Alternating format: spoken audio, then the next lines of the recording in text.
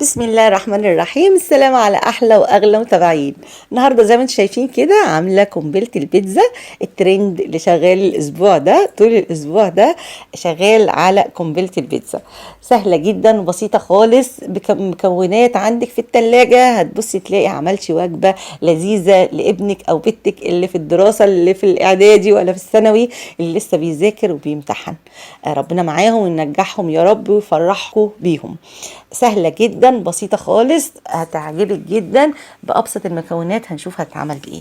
أول حاجة هنجيب كوباية وهنحط معلقة خميرة فورية كبيرة ومعلقة سكر وشوية مية كده قد ربع كوباية مية كده دافية، وتقفلي عليها تقفلي عليها وتسيبيها على جنب.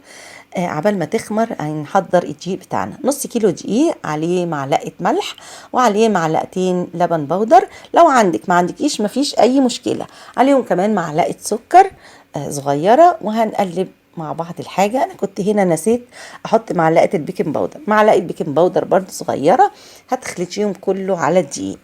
كمان هنجيب معلقة سمنة كده، اي سمنه من الموجوده عندك، على معلقتين زيت او ربع كوبايه زيت، وهنحط بيضايه. عندك برضو بيض حطيتي ما حطيتيش مش هيأثر في حاجه، دي حاجات بتزود قيمه غذائيه مش اكتر. هنضيف بقى الخميره بتاعتنا بعد ما خمرت معانا، وهنضيف شويه ميه، نغسل الكوبايه كده بشويه ميه ونضيفهم. النص كيلو ده هياخد حوالي كوبايه وربع ميه. هنحط الغطا بتاعت العجين عشان مبهدليش الدنيا زي ما انتم شايفين كده، وهنشغل العجين. ولو عايزة مية هنحط لها زي ما بقول لكم.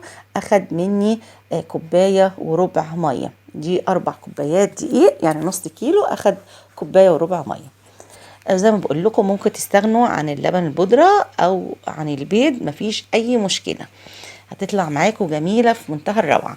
انا هنا في نفس العجان حطيت معلقتين زيت كده، وهنقلب العجينة فيها ونحط عليها سكوتش او كيس وتغطيها بفوطة وتحطيها على جنب لغاية ما تخمر. هنحضر بقى زي ما بقول لك بواقي التلاجة كده على جنب. البواقي التلاجة عبارة يعني طماطم بس تشيل القلب بتاعها تقطعيها صغير، فلفل، زيتون، دي جبنة موتزاريلا ممكن تحطيها، شوية جبنة تركي برضو لو او رومي تبشريهم كده وتحطيهم. لو عندك لحمة معصجة، بسطرمة، صدق، اللي موجود عندك. انا عملت بسطرمة، والطبق التاني ده فيه صدق عشان يبقى فيه اختلاف كده في الطعم. زي ما بقول لكم الوجبه دي بتبقى لذيذه جدا، وخصوصا للشباب الصغير اللي بيذاكر. كمان معلقتين كاتشب من اللي انا عاملاهم في البيت، انا ما اشتريتش حاجه، كل ده من الموجود في التلاجة. زي ما شايفين كده هنقلبهم على بعض ونحضر بقى العجينة. العجينة هنا بعد ما خمرت كده هنطلعها، شايفين سهلة ازاي وطيعة ازاي وناعمة في منتهى الروعة. هتلفيها كده اسطوانة كده وتقطعيها.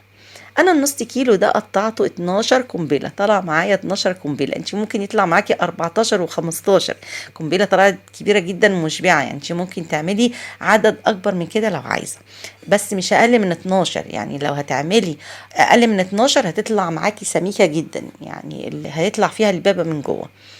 زي ما انتم شايفين كده فردتها فردة صغيرة زي الرغيف الصغير كده، وحطيت الحشو بتاعي، وهنبدأ نقفل عليها كده تقفيل كويس جدا.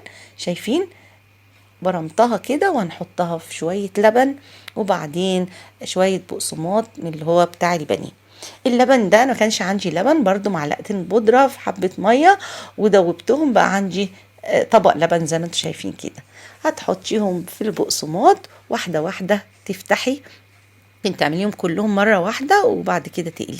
تفتحي بقى واحدة واحدة كده وتحشيها حشو كويس. زي ما بقول لكم ممكن بواقي حاجات، بواقي خضار مع جبن، يعني ممكن تخترعي حاجات وبتبقى في منتهى الروعة، مش لازم لحوم. كمان زي ما شايفين كده بتحطي في الاول في اللبن، وبعدين تحطي في البقسماط كويس جدا، تغطيها حلو قوي علشان ما تشربلكيش الزيت. يعني دي من الميزات اللي فيها انها ما بتشربش زيت خالص. بصي تلاقي الزيت طالع زي ما انت حاطه. اول ما يسخن الزيت كده معاكي بتنزلي القنابل كده فيها، شايفين الزيت يبقى سخن شويه وبعدين توطي. ليه؟ علشان يستوي على مهله، ما يتحمش منك، وفي نفس الوقت ما يبقاش مستوي من بره وني من جوه. لا، انا عايزاه يستوي من جوه ومن بره.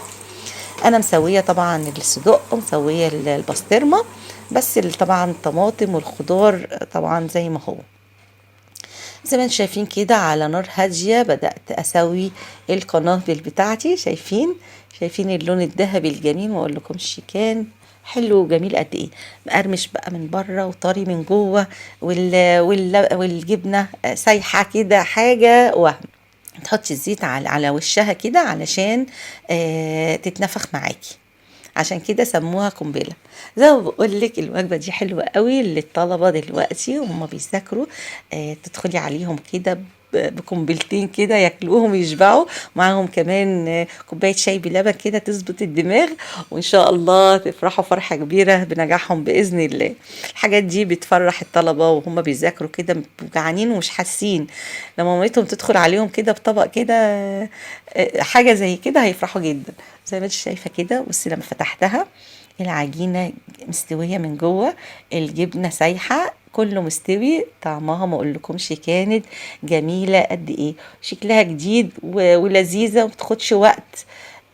وتفرح الولاد زي ما بقولك كده، تفرح الكبير والصغير الصراحه.